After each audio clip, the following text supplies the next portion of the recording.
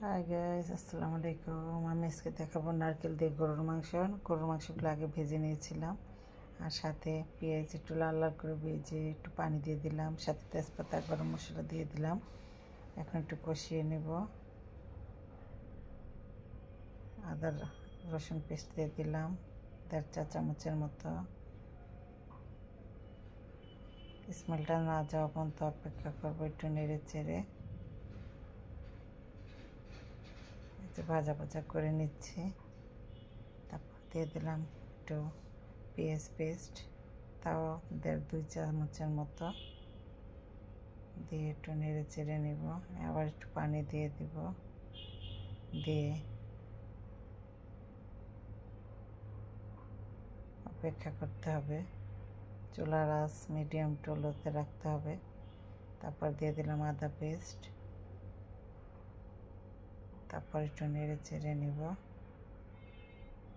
জিরার গুঁড়া দিয়ে দিলাম 1 চা চামচের মতো, মরিচের গুঁড়া দিয়ে দিলাম 1.5 টেবিল চামচের মতো। একটু ঝাল ঝাল হলে ভালো লাগে গরুর মাংস। তারপর আছে নারকেল, এটা আমি হলুদের গুঁড়া দিয়ে দিলাম প্রায় 1.5 চা চামচের চেয়ে বেশি, 2 চা চামচের মতো। এটা চোখের আন্দাজে দিবেন আপনারা। লবণটা স্বাদ মতো দিয়ে দিবেন। একবার একটু কষিয়ে নেবেন আস্তে আস্তে করে।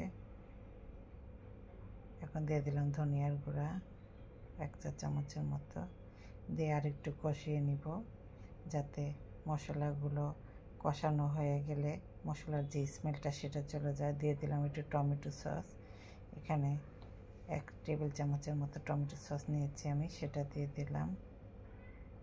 এটা একটু কষিয়ে নিব আস্তে আস্তে করে। যে দেখুন মশলাটা গায়ে গায়ে লেগে লেগে আসছে, সে পর্যায়ে আবার দিয়ে দিলাম এখন আমি এটা নারকেল বাটা।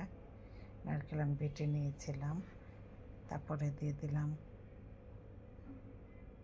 একটু পানি, তারপর আবার একটু কষিয়ে নিব। কষিয়ে আস্তে আস্তে করে নিতে হবে, ধৈর্য সহকারে দেখতে হবে। গায়ে গায়ে মশলা যখন তেলটা ভেসে আসবে, মাংস ভেজে রেখেছিলাম সেটা দিয়ে দিলাম।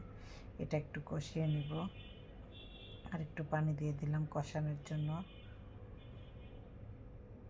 এই যে দেখুন মাংসটা একটু আমি ছোট ছোট করে কেটে নিয়েছি। এখানে 1 কেজির মতো গরুর মাংস, সেটা আস্তে আস্তে কষিয়ে নিতে হবে যাতে মাংসের গায়ে গায়ে মশলা লেগে লেগে যায়।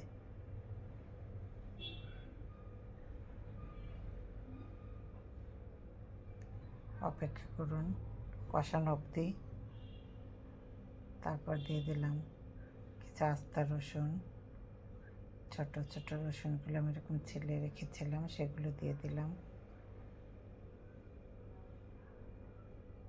এই যে একটু ঘি দিয়ে দিলাম। মাংস কষানো এবং প্রায় হয়ে গিয়েছে। যে দেখুন আস্তে ধীরে টকবক করে ফুটে উঠছে। আমার এই ভিডিওটা দেখে আপনারা অবশ্যই রেসিপিটা ফলো করে রান্না করলে অবশ্যই টেস্ট হবে।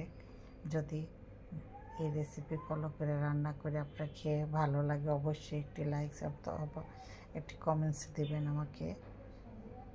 আপনাদের একটি লাইকস একটি কমেন্টস আমাকে অনেক দূর নিয়ে যেতে পারে। আল্লাহ হাফেজ।